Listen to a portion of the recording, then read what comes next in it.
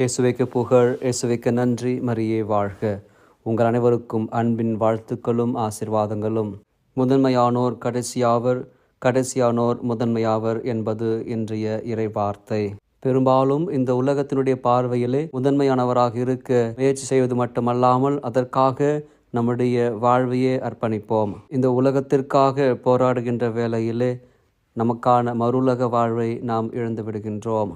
நமக்கு கிடைக்கும் இந்த உலகத்துடைய செல்வம் நம்மை மறுவுலக வாழ்வுக்கு அழைத்து செல்லும் படிக்கட்டுகளாக இருக்க வேண்டும். நம்முடைய பற்று இறைவனாக இருக்க வேண்டும். திருவள்ளுவர் அழகாக சொல்லுவார், பற்றுக பற்றற்றான் பற்றை, அப்பற்றை பற்றுக பற்று விடற்கு.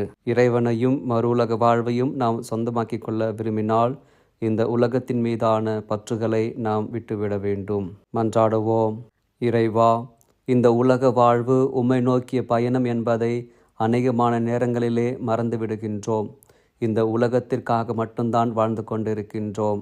இந்த உலகத்தின் செல்வம் மறு உலகில் செல்லாது என்பதை நினைவு கூர்ந்து உம்மை முழுமையாக பற்றி கொண்டு வாழ வரம் தாரும், கிருபை புரியும். தந்தை, மகன், தூய ஆவியானவரின் பெயராலே ஆமென்.